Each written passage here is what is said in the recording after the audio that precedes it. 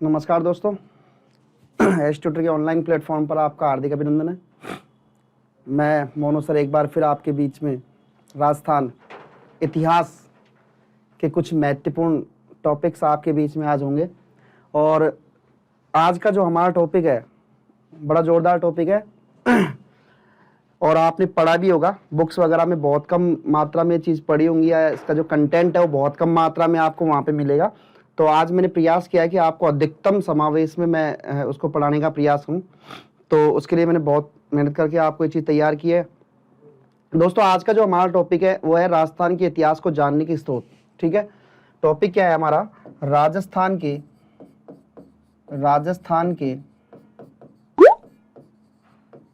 इतिहास को राजस्थान के इतिहास को जानने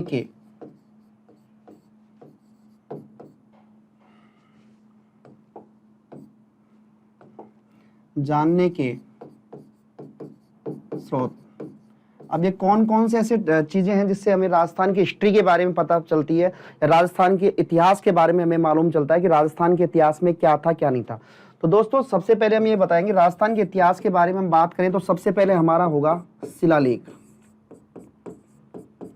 शिलालेख या अभिलेख। ठीक है, या तो शिलालेख बोलेंगे या इनको अभिलेख बोलेंगे। इस शिलालेख में जैसे आगे कौन कौन सी चीजें आ गई, जैसे ताम्रपत्र आ गया, ताम्रपत्र। ठीक है, इसी के अंदर आ गया। दूसरा हम इसमें अध्ययन करेंगे वो अध्ययन होता है हमारा सिक्के। रियासतों के जो सिक्के थे उनसे भी हमें जानकारी मिलती है कि उस समय के जो राजा थे उनमें किस प्रकार का इंटरेस्ट था, किस प्रकार का नहीं था, सिक्के। तीसरा होती है जो सबको आपको पता है सभ्यता। ठीक है, और चौथा जो हम बात करते हैं वो हमारा साहित्यिक भाग होता है कुछ।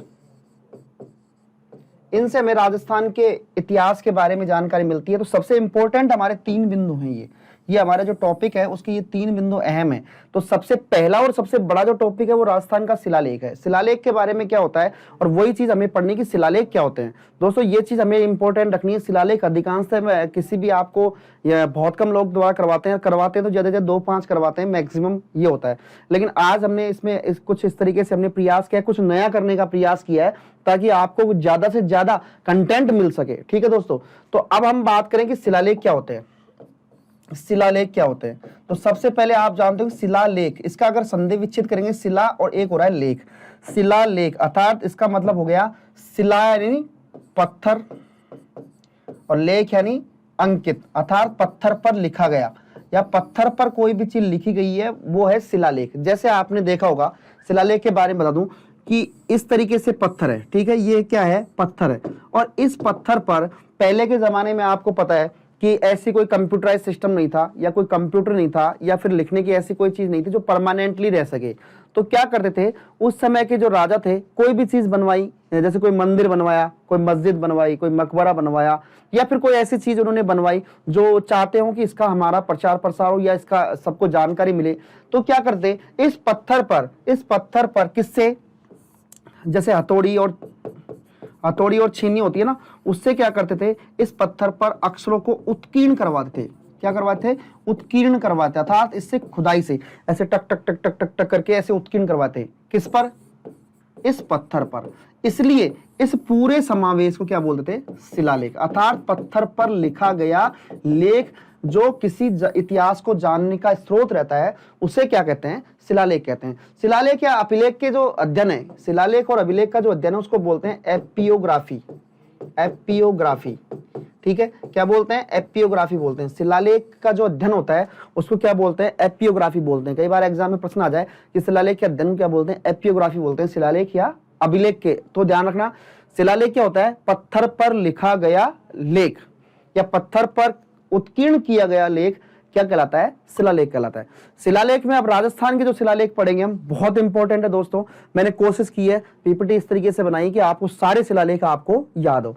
तो सबसे पहले हम शिलालेख लेके चल रहे हैं। देखो पहला शिलालेख है हमारा बुचकुला शिलालेख, बिलाड़ा जोधपुर में। कहां पर है दोस्तों? ये बुचकुला शिलालेख बिलाड़ा जोधपुर में है। ठीक है,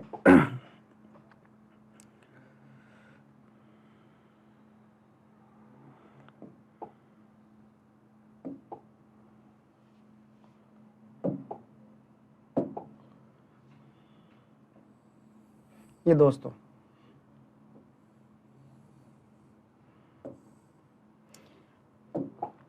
दोस्तों ये जो जगह है, ये जगह है जोधपुर, और यहां पर स्थान पड़ता है बुचकुला, और यहां पर ये शिलालेख मिला गया है इस पत्थर पर इस तरीके से। अब ये जो पत्थर पर ये जो शिलालेख मिला गया है, कब का मिला गया है दोस्तों? 815 ईस्वी का। कब का मिला हुआ है? 815 ईस्वी का मिला हुआ है। इसमें क्या लिखा गया है? यह लेख प्रतिहार शासक नागभट्ट सेकंड, मतलब ये जो लेख है वो किससे संबंधित है? नागभट्ट सेकंड से। किससे? नागभट्ट सेकंड। और नागभट्ट सेकंड आपको पता है प्रतिहार शासक था। किसका? प्रतिहार शासक था। और इसकी जो भाषा है, इसकी जो लैंग्वेज है, वो भाषा कौन सी है इसकी दोस्तों? इसकी भाषा है संस्कृत भाषा। इसकी भाषा कौन सी है दोस्तों? संस्कृत भाषा है।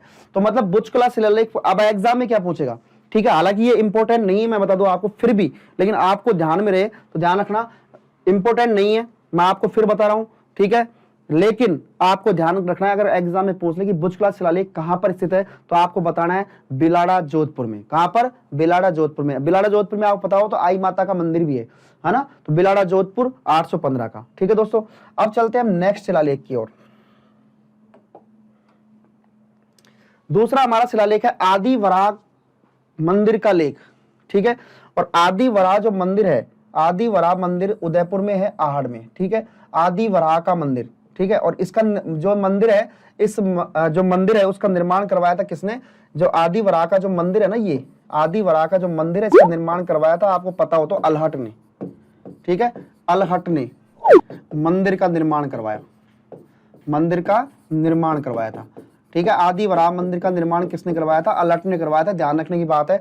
अब इस शिलालेख के बारे में क्या कहा गया है कि ब्राह्मी लिपि में लिखित है, ठीक है। और मेवाड़ के शासक भर्तृहरि जो भट्ट है उसकी द्वितीय की जानकारी देता है। तो एग्जाम में पूछ ले कि कौन सा शिलालेख, ठीक है, कौन सा शिलालेख मेवाड़ के शासक भर्तृहरि की जानकारी देता है? तो आहड़ का जो शिलालेख है, ये आदि वराह मंदिर का जो शिलालेख है। मंदिर का निर्माण तो किसने करवाया था? अल्हट ने करवाया था। और इस अल्हट ने जब इसको लिखवाया था, ब्राह्मी लिपि में लिखवाया था, तो इसमें मेवाड़ का जो शासक है भर्तृहरि भट्ट की, उसकी हमें क्या मिलती है? जानकारी मिलती है, ठीक है। कब का शिलालेख है? 944 ईस्वी का। कब का शिलालेख है? 944 ईस्वी का। तो आदि वराह मंदिर का जो लेख है या आदि वराह का शिलालेख है, वो कहां पर स्थित है? मेवाड़ में। ये भी इंपॉर्टेंट नहीं है, मैं इसके बारे में आपको जानकारी दूं तो आप कंफ्यूजन नहीं होंगे। अब देखो सबसे इंपॉर्टेंट में ये आपको मोस्ट लगा के चलना है, ठीक है। आप इसको साथ में स्क्रीनशॉट भी लेते रहो ना दोस्तों, इसकी पीडीएफ भी आपको सेंड कर दी जाएगी। वैसे आपको बता दूं मैं तो प्रतापगढ़ का शिलालेख है अग्रवाल की बावड़ी प्रतापगढ़ में, ठीक है। प्रतापगढ़ का शिलालेख। तो अब प्रतापगढ़ शिलालेख की हम बात करें तो प्रतापगढ़ शिलालेख की बात करें, प्रतापगढ़ शिलालेख, ठीक है। ये दोस्तों हमारा हो गया राजस्थान। और राजस्थान में आपको पता है ये जगह जो है, ये जगह आपको सबको दिख रही है, यहाँ पर चित्तौड़गढ़ और उदयपुर के बीच में ये स्थान है। यहाँ पर ये जो स्थान है वो है प्रतापगढ़। कौन सा स्थान है? प्रतापगढ़। और यहाँ इस प्रतापगढ़ में ये शिलालेख मिला है हमको, अग्रवाल की बावड़ी का शिलालेख मिला है।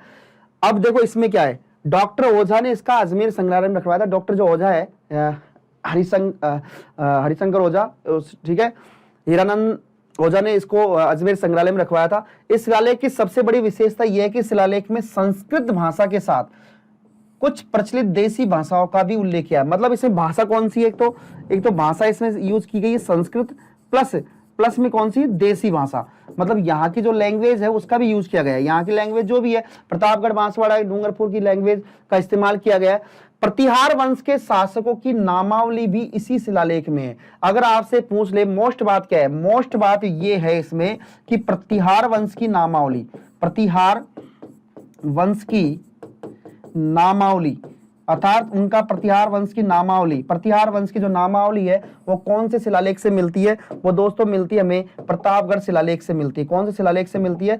प्रतापगढ़ शिलालेख से मिलती है। इसकी जानकारी हमें कौन से शिलालेख से मिलती है?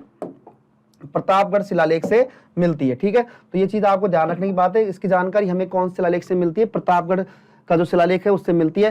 और सबसे बड़ी चीज, यह शिलालेख 10वीं सदी के धार्मिक जीवन, गांव की सीमा आदि पर प्रकाश डालता है। अर्थात ये किस पर? धार्मिक जीवन, इन पर आदि पर क्या डालता है? प्रकाश डालता है। तो ध्यान रखना, प्रतापगढ़ का शिलालेख अग्रवाल की बावड़ी प्रतापगढ़ में स्थित है। और इस शिलालेख में हमें मोस्ट बात क्या है? मोस्ट बात मैंने यहां लिख दी कि प्रतिहार वंश की नामावली को दर्शाता है। कौन सा शिलालेख? प्रतापगढ़ का शिलालेख। नेक्स्ट, अगला है हमारा दोस्तों सारनेश्वर या सारनाथ प्रशस्ति। ठीक है, कौन सा? सारनेश्वर या सारनाथ प्रशस्ति। और ये जो शिलालेख है ये आहड़ उदयपुर में है। और इस शिलालेख में, ठीक है, ये जो इस शिलालेख है, इस शिलालेख में संस्कृत तथा देवनागरी भाषा का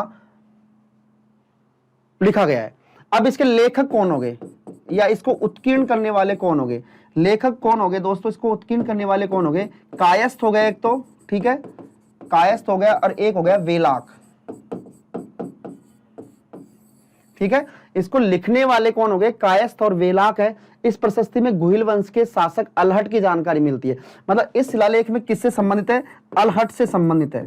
अलहट जिन्होंने आहड़ में आदि वराह मंदिर का निर्माण करवाया था, उस व्यक्ति की या उस शासक की जानकारी कौन से शिलालेख से मिलती है? हमें आहड़ शिलालेख से मिलती है, और 953 का लिखा हुआ है। ठीक है, नेक्स्ट शिलालेख की ओर चलते हैं। तो ये है ओसिया का शिलालेख। अब इंपॉर्टेंट ये है, ओसिया का जो शिलालेख है उसके बारे में देखो जानकारी।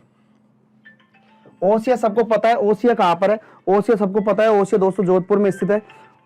ओसिया जोधपुर में स्थित है। इस अभिलेख में क्या लिखा गया है देखो आपको। इस अभिलेख में मान सिंह को भूमि का स्वामी बताया। तो यहाँ जोधपुर का जो शासक था मान सिंह, ठीक है, जोधपुर का जो शासक था मान सिंह, उस मान सिंह को भूमि का स्वामी बताया तथा वत्सराज को शत्रुओं का दमन करने वाला बताया। वत्सराज कौन था? प्रतिहार। वत्सराज जो प्रतिहार था, वत्सराज प्रतिहार को क्या बताया गया है शिलालेख में? वत्सराज प्रतिहार को इसमें शत्रुओं का दमन करने वाला बताया। कौन से शिलालेख में? ओसिया का शिलालेख में। ओसिया कहां पर है? जोधपुर में है। और ओसिया में ही सूर्य मंदिर का निर्माण करवाया था। किसने? वत्सराज ने करवाया था। इस शिलालेख में वर्ण व्यवस्था भी है। वर्ण व्यवस्था जैसे जैसे क्षत्रिय, ब्राह्मण, वैश्य व शूद्र, ये जो वर्ण व्यवस्था है, 4 वर्ण है, इन वर्ण व्यवस्था को भी दर्शाया गया है इसमें। किसमें? ओसिया शिलालेख में। इस शिलालेख के अनुसार समाज के 4 वर्ण देखो यहां पर देखा है, ब्राह्मण, क्षत्रिय, वैश्य तथा शूद्र में विभाजित किया गया। लेकिन मेन क्या है? वर्ण व्यवस्था की पहली बार जानकारी ऋग्वेद में मिली थी। आज सबको पता है, हमने जो पढ़ते हैं ऋग्वेद के 10वें मंडल व 1028 सूक्त तक है, उनमें हमें जानकारी मिलती है। लेकिन अगर हम वर्ण व्यवस्था की जानकारी, अब इंपॉर्टेंट प्रश्न क्या बनेगा इसमें? प्रश्न ये बनेगा, निम्न में से किस शिलालेख में वर्ण व्यवस्था की जानकारी मिलती है? निम्न में से किस शिलालेख में वर्ण व्यवस्था की जानकारी मिलती है? तो दोस्तों कौन से शिलालेख में मिलती है वर्ण व्यवस्था की जानकारी? ये ध्यान रखना, ओसिया का शिलालेख। और ओसिया का शिलालेख कहां पर है दोस्तों? जोधपुर में है। ठीक है, नेक्स्ट चलते हैं हम चित्तौड़ का लेख। अब देखो दोस्तों, कौन सा लेख है? चित्तौड़ का लेख है। ठीक है, इस चित्तौड़ के लेख के बारे में हम बात करते हैं। चित्तौड़ के लेख के बारे में बात करते हैं हम।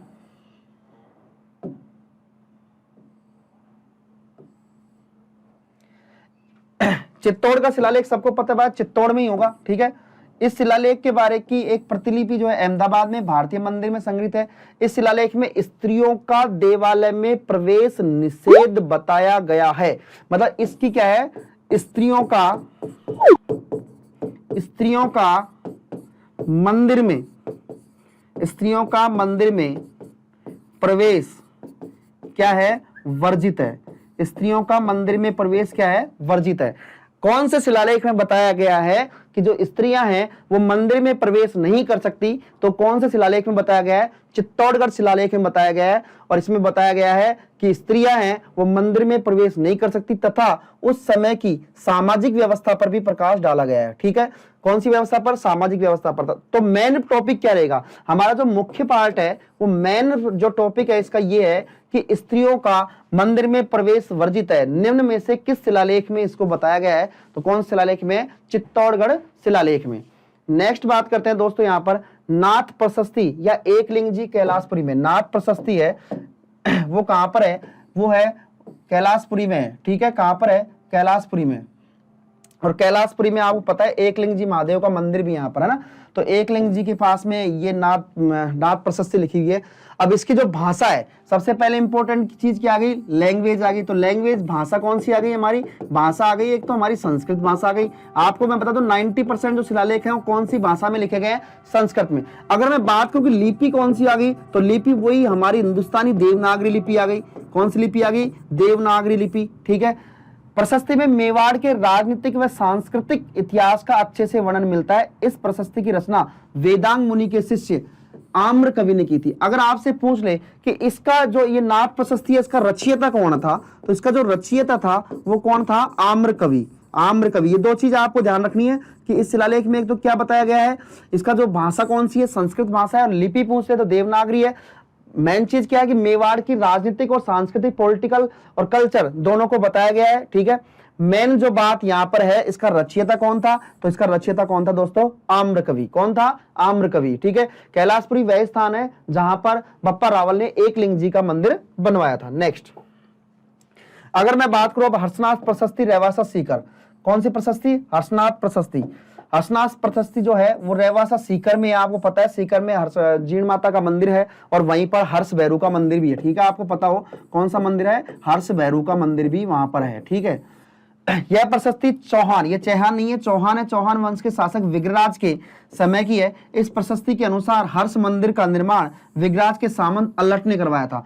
लेकिन ये प्रशस्ति ये बता दिया, हर्ष जो मंदिर है उस मंदिर का जो हर्ष भैरू है उसका निर्माण तो करवाया था गुवक ने, ठीक है। हर्षनाथ भैरू का निर्माण करवाया था गुवक ने, ठीक है, गुवक चौहान ने।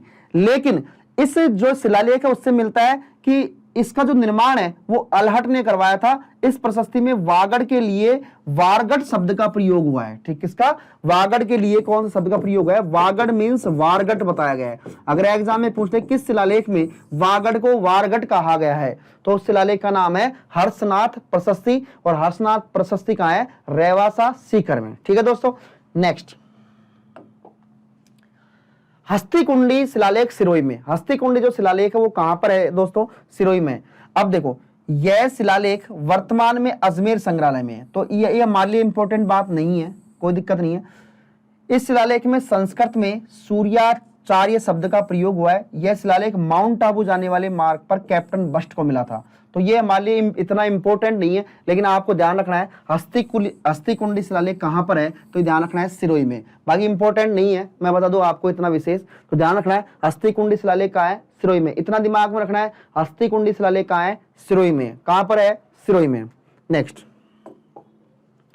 अर्थुणा प्रशस्ति मंडलेश्वर मंदिर बांसवाड़ा में। अब ये जो अर्थुणा प्रशस्ति है, अर्थुणा के जैन मंदिर है ना, वो भी यहां पर है, अर्थुणा के जैन मंदिरों में। अर्थुणा जैन मंदिर, अर्थुणा में क्या है, जैन मंदिर है यहां पर, ठीक है। इस प्रशस्ति की रचना विजय ने की थी। इस प्रशस्ति में बागड़ के लिए परमार मालवा के परमार वंशी राजा वाकपति राज के दूसरे पुत्र डंवर के वंशज थे। उनके अधिकार में बागड़ तथा छप्पन का प्रदेश था। इस प्रशस्ति की रचना विजय ने की थी और इसे अस्त्राज कायस्थ ने लिखा था। बस ये चीज ध्यान रखनी, लिखा किसने था, अस्त्राज कायस्थ ने, ठीक है। इंपॉर्टेंट नहीं है, ठीक है, लेकिन आपको ध्यान क्या रखना है कि इसको लिखा किसने था, अस्त्राज। ऐसे अर्थुणा और ऐसे अस्त्राज, ठीक है। किसने लिखा था, अस्त्राज कायस्थ ने। किसने लिखा था, अस्त्राज कायस्थ ने। अर्थुणा प्रशस्ति कहां है, मंडलेश्वर मंदिर बांसवाड़ा, ठीक है। अगला है नाडोल का शिलालेख। नाडोल का शिलालेख है पाली में, ठीक है। नाडोल का शिलालेख कहां है, पाली में। और इसके बारे में क्या कहा गया, यह शिलालेख नाडोल के सोमेश्वर के मंदिर का है। इस शिलालेख में तत्कालीन राजस्थान की प्रशासनिक व्यवस्था का उल्लेख मिलता है। तो कोई इंपॉर्टेंट नहीं है, आपको बस ध्यान रखना है कि नाडोल का शिलालेख कहां है, तो पाली में। कब का लिखा हुआ है, 1141 का।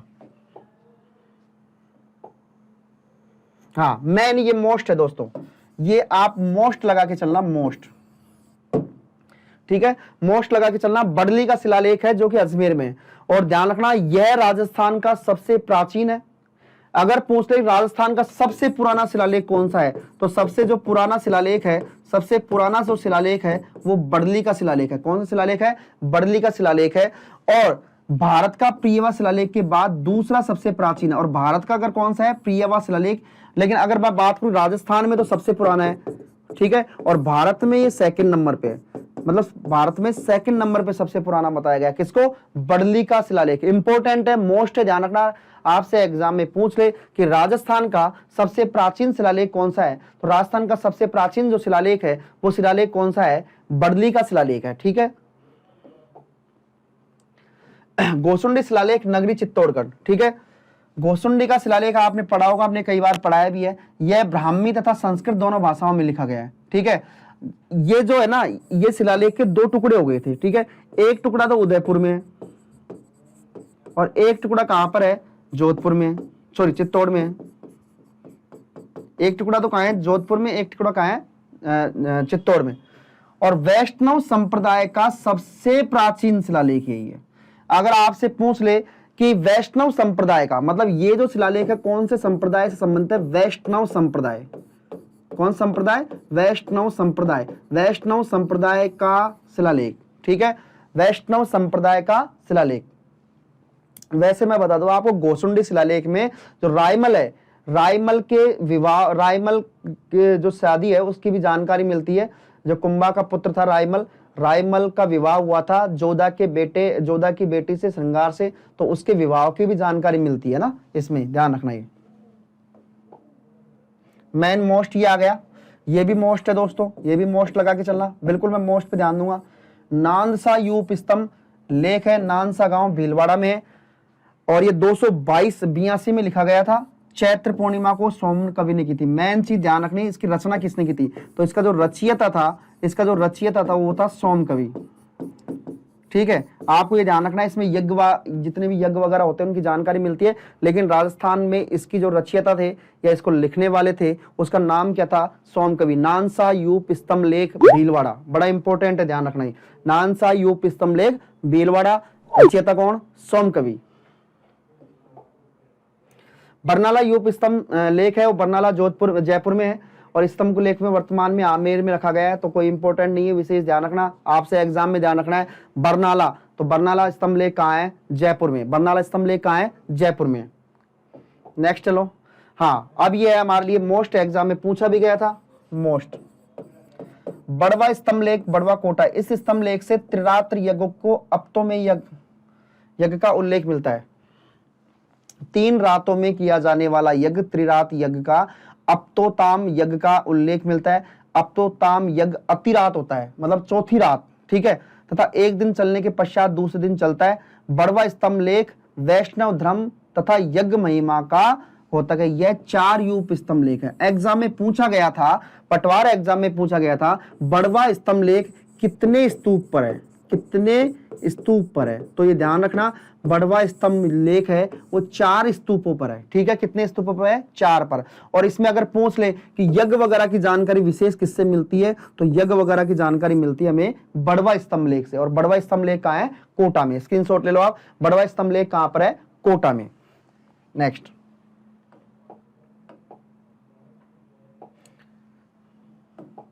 अगला है विजयगढ़ स्तंभ लेख भरतपुर। देखो विजयगढ़ स्तंभ लेख है, विजयगढ़ जो है ये है बयाना का दुर्ग। विजयगढ़ का नाम क्या है, बयाना का दुर्ग, मतलब यह जो शिलालेख है कौन से दुर्ग में है, बयाना का दुर्ग में है, ठीक है। और यहाँ पर क्या मिलता है, राजा विष्णुवर्धन के पुत्र यशोवर्धन द्वारा यहाँ पर पुंडरिक यज्ञ की जानकारी मिलती है। कौन से यज्ञ की जानकारी मिलती है, पुंडरिक यज्ञ की जानकारी मिलती है। तो ध्यान रखना, विजयगढ़ स्तंभ लेख कौन से दुर्ग में है, बयाना दुर्ग में स्थित है, ठीक है। कौन से दुर्ग में स्थित है, विजयगढ़ जो स्तंभ लेख है वो बयाना दुर्ग में स्थित है। नगरी, नगरी पड़ता है चित्तौड़गढ़ में। अब ये नगरी का जो शिलालेख है वर्तमान में कहाँ है, अजमेर में। वर्तमान में कहां पर, ये शिलालेख अजमेर में है, और यहां पर यह शिलालेख नगरी का संबंध विष्णु की पूजा से बताया गया है, ठीक है। मतलब विशेष नहीं है, लेकिन नगरी शिलालेख पूछ ले तो ध्यान रखना, नगरी शिलालेख चित्तौड़गढ़ में 424 ईस्वी का है, तो इसमें विशेष ज्यादा बात नहीं है। मैं जहां पे मोस्ट लगा रहा हूं आपको बस ध्यान रखना है, उनको विशेष रूप से फोकस करके पढ़ना है आपको, ठीक है। इनको तो आपको ध्यान रखना है स्थान का, ठीक है। चित्तौड़गढ़ दुर्ग है, जो भी ये 532 में चित्तौड़गढ़ दुर्ग में लिखा हुआ है शिलालेख है, और इसमें मंदसौर के शासकों की जानकारी मिलती है, तो ये भी इंपॉर्टेंट नहीं है, आपको बस ध्यान रखना है चित्तौड़गढ़ दुर्ग शिलालेख कहां पर है, चित्तौड़गढ़ दुर्ग में, ठीक है। बसंतगढ़ शिलालेख है, तो बसंतगढ़ शिलालेख आपको पता है सिरोही में है, और बसंतगढ़ लेख में वर्मताल के समय का यह लेख सामंत प्रथा की जानकारी देता है। और यहां राजस्थानानित्य शब्द मिला है, अर्थात यहां पर कौन सा शब्द मिला है, राजस्थानानित्य शब्द मिला है। यहां पर कौन सा शब्द मिला है, राजस्थानानित्य शब्द मिला है। तो ध्यान रखना, राजस्थान के लिए राजस्थानानित्य शब्द पहले सबसे पहले कहां यूज किया गया था, बसंतगढ़ शिलालेख में, ठीक है। और एक खीमल माता के मंदिर है वहां पर है, कहां पर है शिलालेख, खीमल माता मंदिर, ठीक है। तो बसंतगढ़ का जो शिलालेख है वो कहां पर है, सिरोही में है, और यहां पर राजस्थान के लिए राजस्थानानित्य शब्द का प्रयोग मिला है, ठीक है। नेक्स्ट हम चलते हैं, सामोली का जो शिलालेख है वो भौमट उदयपुर में, सामोली का शिलालेख कहां पर है, भौमट उदयपुर में।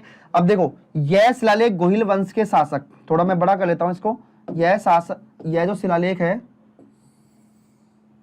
ठीक है। अब देखो यह जो शिलालेख है किसका, गोहिल वंशीय शासक शिलादित्य के समय का है, तथा यह शिलालेख शिलादित्य के समय की आर्थिक व राजनीतिक जानकारी देता है।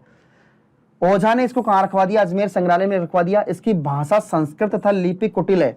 गोहिलादित्य के समय के इस शिलालेख में लिखा गया है कि वह शत्रुओं को जीतने वाला, मतलब कौन से शिलालेख में गोहिलादित्य के बारे में जानकारी मिलती है, जीतने वाला, देव ब्राह्मण गुरुजनों को आनंद देने वाला और अपने कुल रूपी का आकाश का चंद्रमा राजा शिलादित्य पृथ्वी पर विजयी हो रहा है, ठीक है। इस शिलालेख के अनुसार इस समय जावर में तांबे व जस्ते की खानों का काम शुरू हुआ। तो ध्यान रखना, तांबे व जस्ते की जो खानों का वर्णन है, तांबे जस्ते की खानों का वर्णन है वो कौन से शिलालेख में है, सामोली के शिलालेख में है। मोस्ट में बता रहा हूं आपको, ये ध्यान रखने की बात है, ठीक है। और यहाँ पर एक माता का मंदिर बनवाया था जेतक मेहतर ने, ठीक है। जेतक मेहतर ने अरण्यवासिनी देवी का मंदिर बनवाया था, जिसे जावर माता का मंदिर भी कहते हैं। अगर एग्जाम में पूछ ले अरण्यवासिनी माता का मंदिर कहाँ है, तो अरण्यवासिनी माता का मंदिर कहाँ पर है, सामोली शिलालेख में। मैंने किसी का आपको क्विज में भी पूछा था कि अरण्यवासिनी माता का मंदिर कहाँ है, तो अरण्यवासिनी माता का मंदिर कहाँ है, जावर में। ये जावर माता है ना, ये खनिज की देवी है। खनिज की देवी किसे बोलते हैं, जावर माता को खनिज की देवी। जावर माता को क्या बोलते हैं, खनिज की देवी। जावर माता को क्या बोलते हैं, खनिज की देवी। अगर आप पढ़ोगे तो आपको मिल जाएगा खनिज की देवी, मैंने प्राइवेट उसमें ही है। खनिज की देवी का क्या है, जावर माता। नेक्स्ट सबसे इंपॉर्टेंट मोस्ट ध्यान रखना, मानमोरी का शिलालेख। देखो यह शिलालेख टोड़ को, मानमोरी का जो शिलालेख है पुठोली चित्तौड़गढ़ में, पुठोली में स्थित मानसरोवर झील के पास मिला था। टोड इस शिलालेख को इंग्लैंड ले जा रहा था, मतलब ये कर्नल जेम्स टोड था, ये कर्नल जेम्स टोड इसको कहां ले जा रहा था, इंग्लैंड ले जा रहा था। लेकिन भारी होने के कारण इस शिलालेख को टोड ने समुद्र में फेंक दिया, क्योंकि उसकी नाव हिलने लग गई थी। और इस शिलालेख में इंपॉर्टेंट बात क्या है, अमृत मंथन का उल्लेख मिलता है, ठीक है।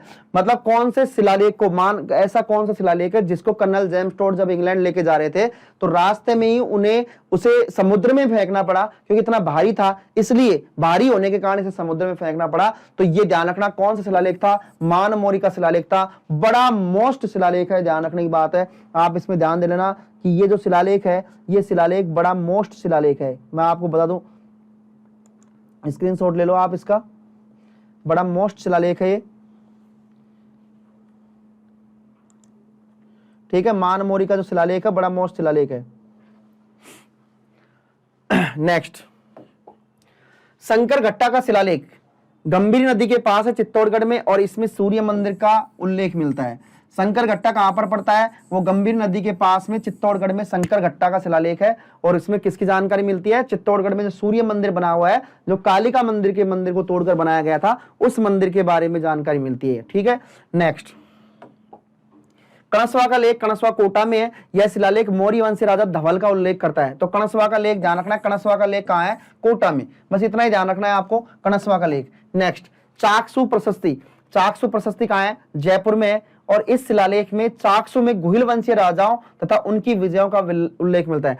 चाकसू में जो गुहिल वंशीय राजा हैं उन्होंने भी अधिकार किया था, उसकी जानकारी हमें कौन से प्रशस्ति से मिलती है, चाकसू प्रशस्ति से मिलती है, जो कि इंपॉर्टेंट नहीं है, ठीक है। जहां इंपॉर्टेंट होगा मैं अपने आप रोक दूंगा। किराड़ू का शिलालेख बाड़मेर में, और किराड़ू का शिलालेख बाड़मेर में जो है ये कहता है परमार शासकों के वंश क्रम की जानकारी देने वाला है।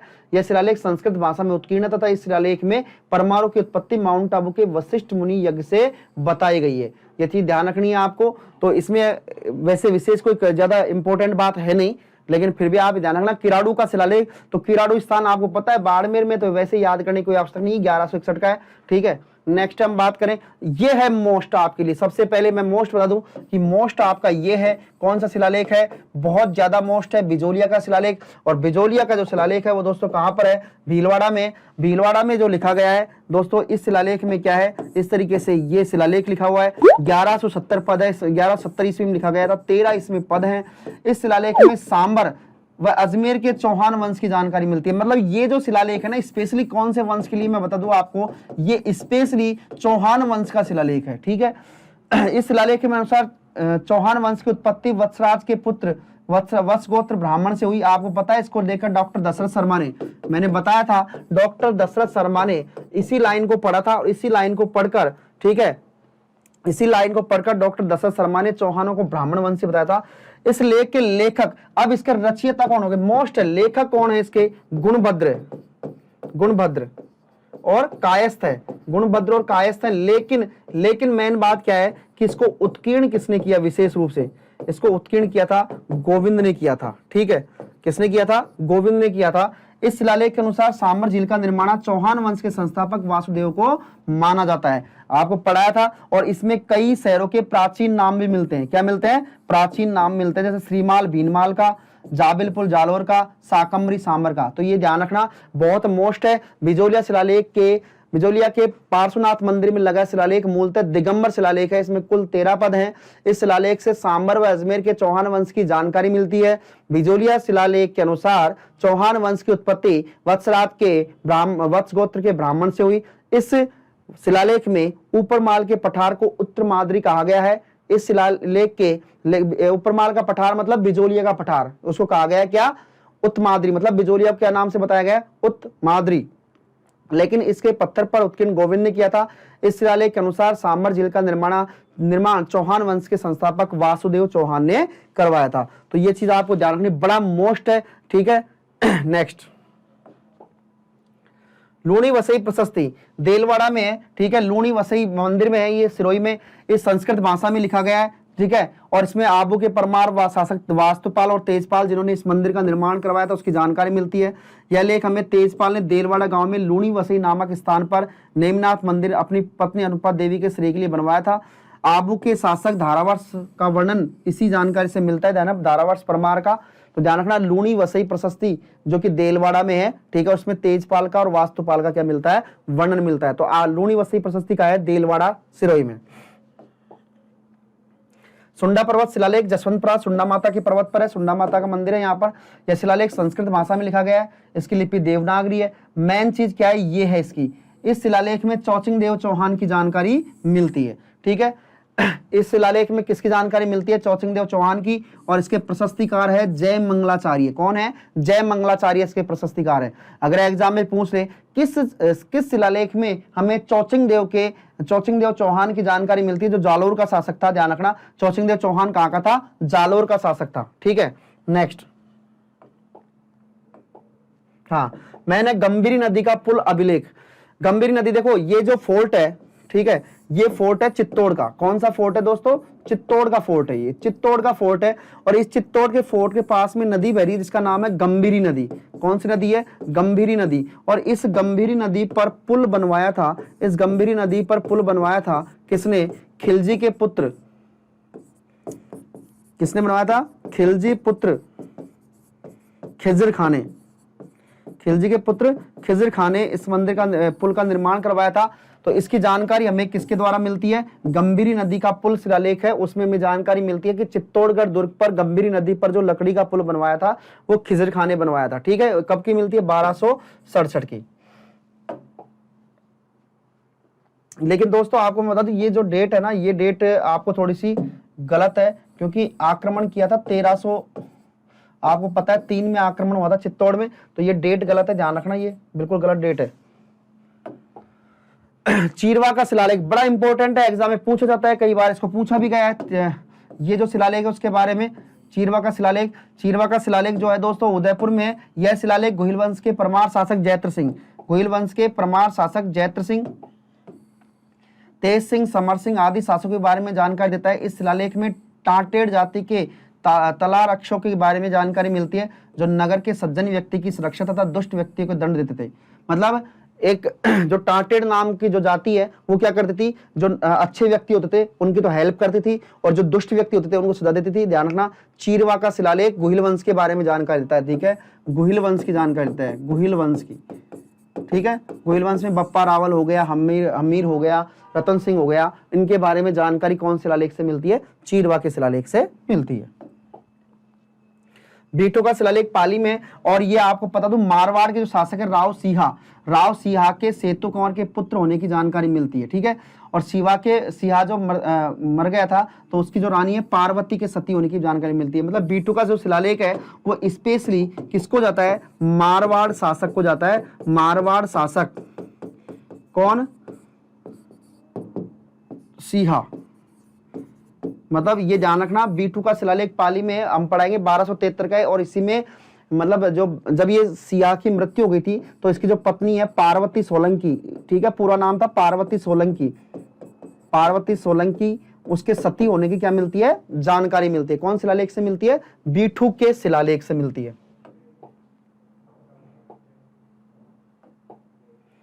नेक्स्ट, अश्लेषवर का लेख सिरोही। अश्लेषवर का लेख जो कहाँ है, सिरोही में है। और इसमें देखो पद्मयमी संस्कृत भाषा में रचित यह शिलालेख गुहिल वंश के संस्थापक बप्पा से लेकर समर सिंह की वंशावली के बारे में जानकारी देता है।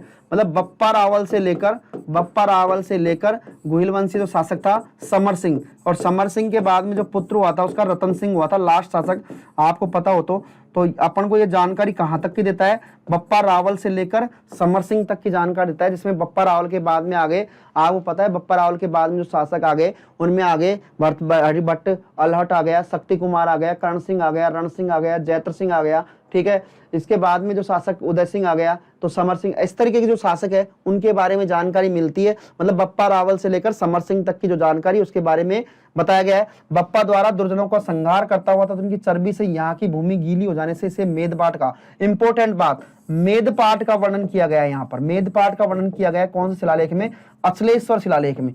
अश्लेषवर शिलालेख में मेदपाट क्या बताया है कि बप्पा द्वारा दुर्जनों का संहार हुआ। मतलब जो राक्षस, जो बाहर के लोग थे या जो आक्रमणकारी थे उनका संहार, उनका मारा गया, तथा उनकी चर्बी से यहाँ की भूमि गीली हो जाने से इसका नाम क्या हो गया, मेद का मतलब होता है चर्बी, मेदपाट कहते हैं।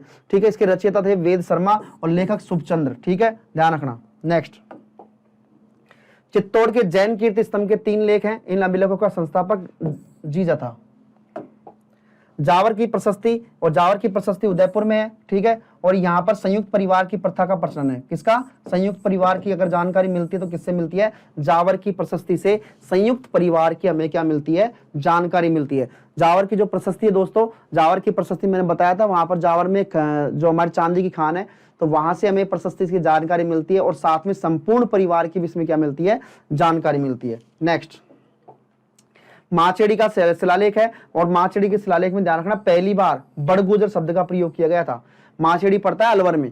ठीक है, और माचेड़ी में 1382 का लिखा गया है। तो अगर एग्जाम बहुत इंपॉर्टेंट है ये, आप इसको हल्के मत लेना, मोस्ट है ये। ठीक है, क्या है, मोस्ट है। और इसमें क्या बताया गया था, बड़गुजर शब्द का प्रयोग कहाँ किया गया था, तो बड़गुजर शब्द का प्रयोग किया गया था माचाड़ी शिलालेख में। ठीक है, नेक्स्ट, श्रृंगलिसी मोस्ट है, मोस्ट बहुत ज्यादा। और इसमें एक ही चीज बताएगा आपको कि भीलों के बारे में जो जानकारी मिलती है ना वो किससे मिलती है, बस ये ध्यान रखना, भीलों के जीवन के बारे में जानकारी, यही चीज आपको याद रखनी कि भीलों के जीवन के बारे में जानकारी किस शिलालेख से मिलती है। तो बस यही आपको ध्यान रखना है, भीलों के जन जीवन के बारे में जानकारी मिलती है। और किसी चीज पर ध्यान रखना है, इस शिलालेख की रचना कवि राजवाणी विलास ने की थी।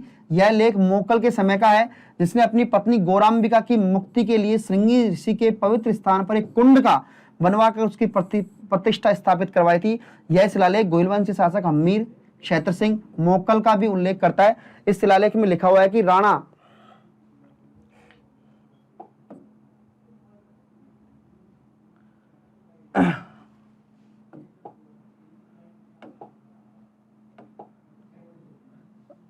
वो जा चुका है दोस्तों, तो वहां पर ध्यान रखना कि भीलों के जीवन का जो बताया गया है वो कौन सा शिलालेख है, श्रृंगी ऋषि शिलालेख, श्रृंगी ऋषि शिलालेख। ठीक है दोस्तों, श्रृंगी ऋषि का शिलालेख। नेक्स्ट, समिदेश्वर शिलालेख चित्तौड़गढ़ में 1428 का लिखा हुआ है। ठीक है, समिदेश्वर ये मंदिर बनाया गया है चित्तौड़गढ़ दुर्ग में, चित्तौड़ दुर्ग में।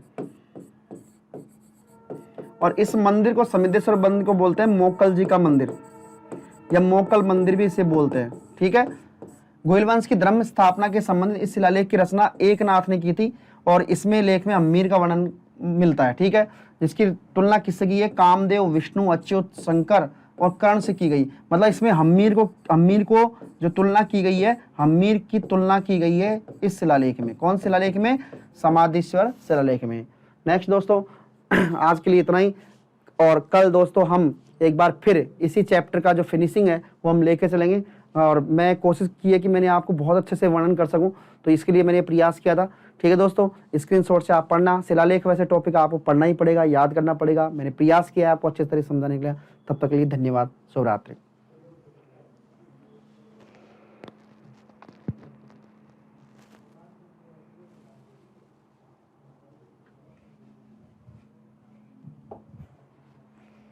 नमस्कार दोस्तों, एस्ट्रोटर एकेडमी के बार एक बार फिर आपका हार्दिक अभिनंदन है। मैं मोनू शर्मा एक बार फिर आपके बीच में बचे हुए शिलालेखों की क्लास लेकर आपके बीच में हाजिर हुआ हूं।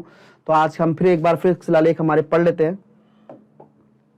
आज का शिलालेख है दोस्तों हमारा देलवाड़ा का शिलालेख सिरोही में था। देलवाड़ा का शिलालेख सिरोही 1428 ईस्वी में लिखा हुआ है और मेवाड़ी भाषा में इसको लिखा गया है। और इसमें टंक नामक मुद्रा का, कौन सी मुद्रा का? टंक नामक मुद्रा का वर्णन कौन से उसमें लिखा गया है? देलवाड़ा में। ध्यान रखना, टंक मुद्रा का वर्णन निम्न में से किस शिलालेख में है? तो दोस्तों उस शिलालेख का नाम है देलवाड़ा का शिलालेख। नेक्स्ट, नागदा का शिलालेख उदयपुर में है। नागदा आपको पता है, नागदा उदयपुर में है, और यहाँ पर बहु विवाह अर्थात बहुत सारे विवाह, बहु से होता है विवाह तो, लेकिन बहु का मतलब होता है बहुत ज्यादा विवाह, बहु विवाह तथा संयुक्त परिवार जैसी प्रथाओं की जानकारी हमें किस शिलालेख से मिलती है? नागदा से। ठीक है, नागदा से हमें बहुत सारे विवाह या बहुत सारे विवाह कर सकते हो आप, और साथ में संयुक्त परिवार, जब विवाह ज्यादा हो जाएगा तो फिर संयुक्त तो रहना ही पड़ेगा। ठीक है, नेक्स्ट, रणकपुर प्रशस्ति पाली में है।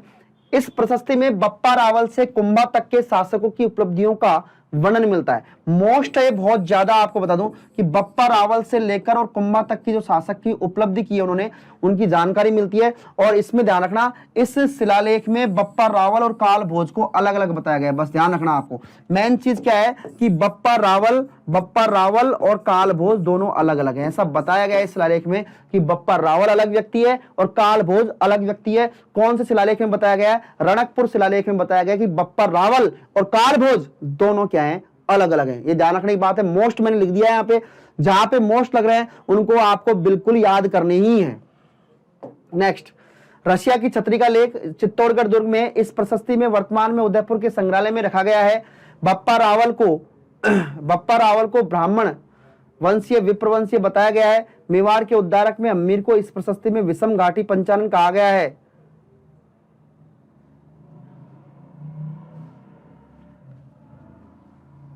ये कुंभलगढ़ प्रशस्ति का शिलालेख है दोस्तों,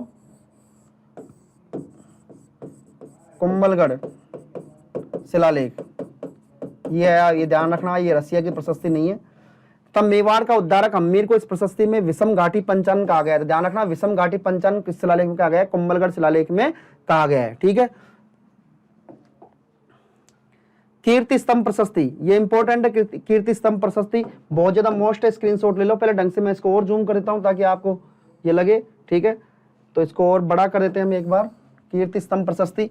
और यहां पर हमें ध्यान रखना, इसकी रचना की थी अत्रि भट्ट ने तथा इसके पुत्र महेश भट्ट ने इसे पूर्ण किया था। इसे जैन प्रशस्ति भी कहते हैं।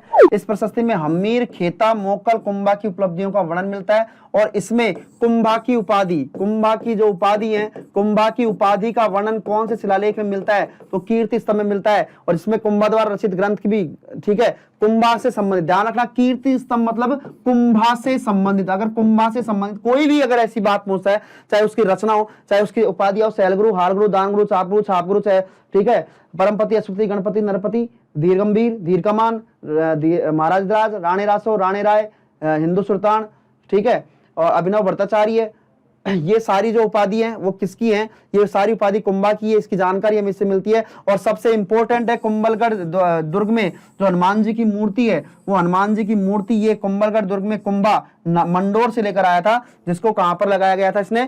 इसने मुख्य द्वार पर लगाया था कुंभलगढ़ दुर्ग में। ठीक है, तो ध्यान रखना, कुंभलगढ़ दुर्ग के मुख्य द्वार पर ये लगी हुई है। तो कीर्ति प्रशस्ति ध्यान रखना। नेक्स्ट, बीका स्मारक शिलालेख बीकानेर में, और उसमें 3 रानियों की सती होने की हमें क्या मिलती है? जानकारी मिलती है। नॉर्मल है। आमेर का लेख है 1612 में, और इसमें रघुवंश तिलक कहा गया है। यहाँ पर क्या कहा गया है? रघुवंश तिलक। ध्यान रखना, आमेर के जो शासक हैं, कछवा वंश के शासक हैं, उन शासकों को क्या कहा गया है? रघुवंश तिलक कहा गया है। क्या कहा गया है? रघुवंश तिलक कहा गया है। ध्यान रखने की बात है। कौन क्या कहा गया है? रघुवंश तिलक के नाम से इनको क्या कहा गया है? अगला है जगन्नाथ राय प्रशस्ति उदयपुर में। देखो जगन्नाथ नाम से ध्यान रखना, तो जगत सिंह तक के मेवाड़ के शासकों की उपलब्धियों का वर्णन मिलता है, और इसमें हल्दी घाटी युद्ध का भी उल्लेख है। तो जगन्नाथ में ध्यान रखना, एक तो हल्दी घाटी युद्ध का वर्णन है, हल्दी घाटी युद्ध। अगर आपसे एग्जाम में पूछ ले निम्न में से किस शिलालेख में हल्दी घाटी युद्ध के वर्णन का या हल्दी घाटी के युद्ध का भी उल्लेख मिलता है, तो आपको ध्यान रखना है किसमें मिलता है? वो मिलता है जगन्नाथ राय प्रशस्ति में, और ये कहाँ है? उदयपुर में। राज प्रशस्ति बहुत ही मोस्ट और सबसे ज्यादा प्रश्न इसी में से उठते हैं, राज प्रशस्ति में। राज प्रशस्ति के बारे में थोड़ा सा मैं वर्णन दे दूं आपको, कि आपने देखा होगा कि राजसमंद में एक झील है, ठीक है, राजसमंद में एक झील है, उस झील का नाम है राजसमंद झील, राजसमंद झील। और इस राजसमंद झील पर, ठीक है, यहां पर है दोस्तों 9 चौकी की पाल, अर्थात 9 सीढ़ियां हैं, तो यहां पर तो है 9 चौकी की पाल, और यहीं पर ये शिलालेख है, ठीक है। इस शिलालेख में 25 पत्थरों पर यह शिलालेख लिखा गया है, और एशिया की सबसे बड़ी प्रशस्ति है, एशिया का सबसे बड़ा शिलालेख, एशिया का सबसे बड़ा शिलालेख है, ठीक है। तो ध्यान रखना, यह प्रशस्ति 25 शिलालेखों पर, ठीक है, कितने शिलालेखों पर? 25 शिलालेखों पर रणछोड़ भट्ट द्वारा, ठीक है। तो मतलब इसको लिखने वाला कौन था? इसको लिखने वाला जो था वो कौन था दोस्तों? ध्यान रखना, रणछोड़ भट्ट था, और कौन सी भाषा में? संस्कृत भाषा में 25 शिलालेखों पर लिखा गया है, और एशिया की सबसे बड़ी प्रशस्ति है। इस प्रशस्ति में मुगल मेवाड़ के बीच में संधि, अर्थात इसमें मुगल और मेवाड़ के बीच में संधि हुई थी, मतलब जहांगीर व अमर सिंह के मध्य संधि हुई थी, उसके बारे में जानकारी मिलती है। इस प्रशस्ति में राज सिंह जगत सिंह की उपलब्धियों का वर्णन मिलता है। इस प्रशस्ति के समय, राज सिंह के समय विशद वर्णन है, तथा इस प्रशस्ति में ही उल्लेख है कि राजसमंद झील का निर्माण अकाल राहत कार्यों के लिए हुआ, जिसका 14 वर्ष में कार्य पूर्ण हुआ था। मतलब राजसमंद झील का जो निर्माण है दोस्तों, वो किसके तहत हुआ था? वो निर्माण हुआ था अकाल राहत कार्यों के तहत हुआ था। किसके तहत? अकाल राहत कार्यों के तहत इस झील का क्या हुआ था? निर्माण हुआ था। तो दोस्तों बहुत मोस्ट है राज प्रशस्ति, ठीक है। राज प्रशस्ति का निर्माण या राजसमंद झील का निर्माण गोमती नदी के पानी को रोककर किया गया था। 1669 में इसका निर्माण किया गया था, और इसका निर्माण किया था राज सिंह ने, ठीक है। और इसी झील के नाम पर इस जिले का नाम भी रखा गया है राजसमंद, ठीक है। इसी झील के नाम पर इस जिले का नाम भी क्या रखा गया है? राजसमंद। अगला है वैद्यनाथ प्रशस्ति। वैद्यनाथ प्रशस्ति सीसाराम गांव में, तो इंपॉर्टेंट नहीं है, तो यहाँ पर कुछ ज्यादा वो नहीं है।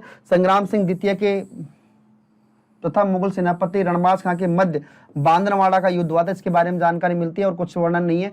वैद्यनाथ प्रशस्ति में विशेष रूप से आपने अगर पढ़ोगे तो बप्पा रावल के बारे में भी जानकारी मिलती है।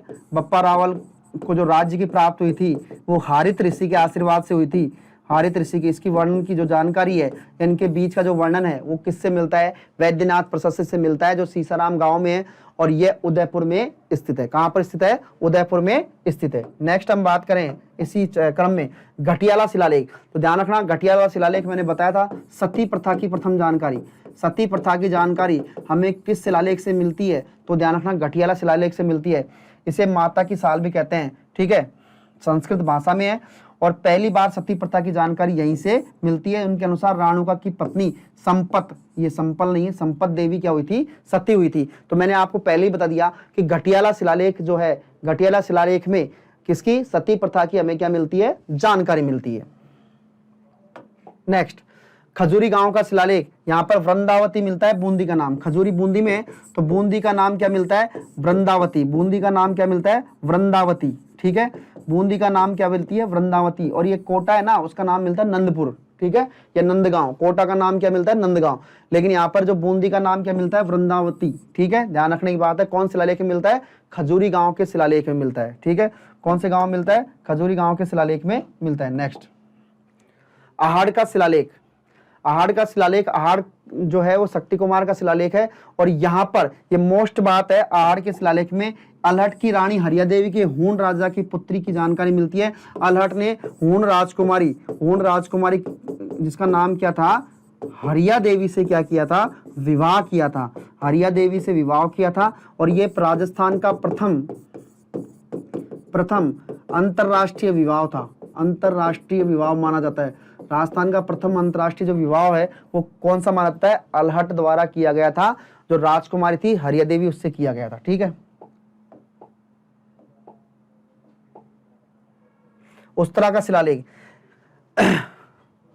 उस्तरा का शिलालेख देवली में है। देवली कहां पर है, टोंक में है। ठीक है, सॉरी, उस्तरा का शिलालेख है, उस्तरा की देवली का शिलालेख लिखा गया जो चित्तौड़ में। इस शिलालेख में गोहिल राणा निहुनपाल के साथ उसकी पत्नी सती हुई थी, उसके बारे में क्या मिलती है, जानकारी मिलती है।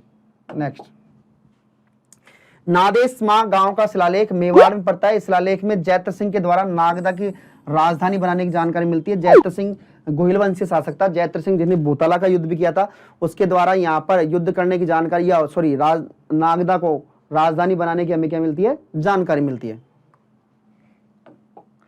उस्तरा के स्मारक का शिलालेख, ठीक है, ये 1192 का लिखा गया है। मेवाड़ में शिलालेख में जैत्र सिंह के द्वारा नागदा को राजधानी, अभी हमने पढ़ लिया है इसको। पृथ्वीराज स्मारक लेख, ठीक है, तो पृथ्वीराज स्मारक आपको पता है पृथ्वीराज की छतरी पर है, पृथ्वीराज छतरी। पृथ्वीराज सिसोदिया जिसको उड़ना राजकुमार कहते हैं, पृथ्वीराज सिसोदिया जिसको बोलते हैं उड़ना राजकुमार। ठीक है, तो यहाँ पर इसमें जानकारी मिलती है पृथ्वीराज सिसोदिया जो है उसके साथ में सती होने वाली जो रानियां हैं उनके बारे में यहाँ से हमें क्या मिलती है, जानकारी मिलती है। बेणेश्वर का शिलालेख जो कि डूंगरपुर में बड़ा मोस्ट, ये बांसवाड़ा और डूंगरपुर के बीच में जो विभाजन हुआ था, सीमा का विवाद हुआ था, उसके बारे में जानकारी देता है। ठीक है, तो ये अंग्रेज अधिकारी मेजर M.M. मैकेलजी या पॉलिटिकल सुप्रिटेंडेंट हिल ट्रैक्स के हस्ताक्षर हैं। क्योंकि जब बांसवाड़ा और डूंगरपुर की जब सीमा का विवाद हो रहा था, ये 1866 में हुआ था, तो बांसवाड़ा और डूंगरपुर की जो सीमा का विवाद था उसको मद्देनजर रखते हुए सीमा निर्धारण करके वहां पर इन्होंने एक शिलालेख लिखा था। और वहां पर लिखा था कि यहाँ से आगे तक की जो सीमा है वो डूंगरपुर की है, और यहाँ से यहाँ तक की जो सीमा है बांसवाड़ा की है। और इस पर हस्ताक्षर किए थे पॉलिटिकल एजेंट मैकेंजी ने। ठीक है, जना सागर शिलालेख 1677 का है। यह महाराणा राज सिंह के समय की है, जिसमें जना सागर तालाब के निर्माण के बारे में, बड़ी नई बारे में जानकारी मिलती है। राज सिंह ने इस तालाब का निर्माण अपनी मां जनादे के नाम पर करवाया था। और ये जो तालाब है वो जना सागर का जो तालाब है वो सिंचाई कार्यों में उपयोग किया जाता है। तो जना सागर का शिलालेख।